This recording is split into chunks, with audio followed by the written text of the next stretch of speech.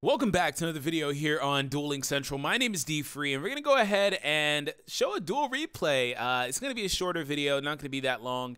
It's going to be a duel replay of an Exodia deck mirror match. So my grandpa's cards mirror match. Hope you guys enjoy it. Subscribe if you're new to the channel, of course, for more Dueling's channel here on Dueling Central. So previously this week, or maybe last week now at this point, I put out a video detailing like a different build for an Exodia deck and kind of other options you can put in. I'm not going to do that here. If you want that in-depth experience, make sure you check that video out. It will pop up right on the middle of your screen after this one ends. Just stick around a little bit longer. Now, I'm not really going to commentate over the duel replay either, but this is the deck that I brought. In fact, I may commentate. I don't know. We'll do it right now. So it's draw and stall pretty much. That's why there's 3 Karibos. That's why there's the Golden Apples. That's why there's Windstorm. And then the Koichi and Crystal Seer are there to let me draw. And Crystal Seer is kind of annoying, but I've never ran into the issue that I always say is an issue. The one thing I fear with Crystal Seer is drawing into 2 Exodia pieces and being forced to choose. But with the good Goblin Housekeepings and stuff like that and the Crystal Seers, you control the bottom of your deck relatively easily, so it's pretty easy to avoid that. So keep that in mind. There are other options you can run. I talk about that in there. For example, you don't have to run Crystal Seer. You can just run other monsters that draw, you know, like Skelangle or whatever. Just outright draw 1 card. So keep that in mind. Let's go ahead and check out the duel replay. It's Yugi versus Yugi right here. It was a lot of fun though, man.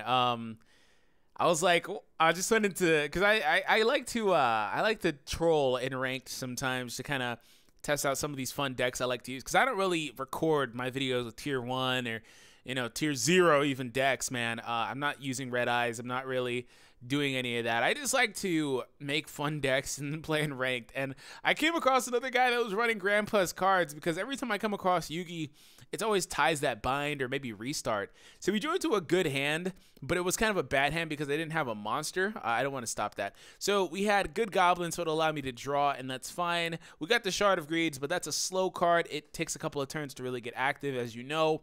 But we do have the Windstorm. So all you really needed was that defensive card, and you picked up the Windstorm. Now, a lot of people like to run Blue Dragon Summoner because it will let you fish out Exodia pieces. I don't like that card in particular, but it is a good card because it lets you fish out a specific card. So keep that in mind if you want to run that. Now, at this point, I have 2 good Goblin Housekeeping set down. What I'm going to do is I'm going to trigger this. I'm going to draw a card. I'm going to activate Good Goblin, and then from there, possibly activate the second one.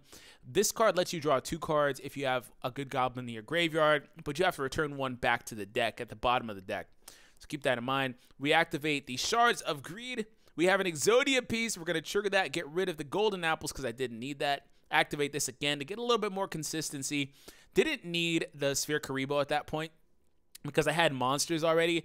And, you know, the thing is that this wasn't a normal duel against like another deck like Red Eyes, for example, where I needed the defense or the stall, which is why you just saw me get rid of the cards that are specifically in the deck for that, like a Sphere Karibo or the Golden Apple. Golden Apple is really good because Golden Apples is really good because a lot of times people will sit there and they're like, oh, well, you don't have anything, so I'm going to go direct. But it's like, oh, you went direct with your beat down Red Eyes, and now I have a 3,300 or 3,000 or whatever, however monsters you have, you know, powerful monster on my side of my field to protect me.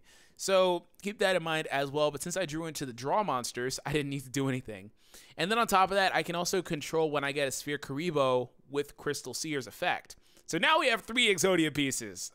And I'm like, okay, this guy, he's going to have to go offensive at this point because he's going to want to be able to protect himself.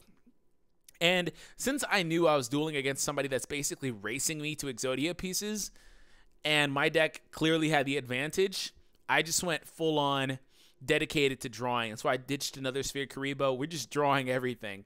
He has enemy controller. He's going to try to econ take. I have the apples at this point because I did keep 1 apple, and this is where it comes in because he can't get over this. White Dragon Summoner, or Blue Dragon Summoner, excuse me, cannot get over that card, but he does in fact have the Wonder Wand, which doesn't bother me. Wonder Wand is a good card. It's a +3 if used on the Dragon Summoner, so that's cool, but there it is.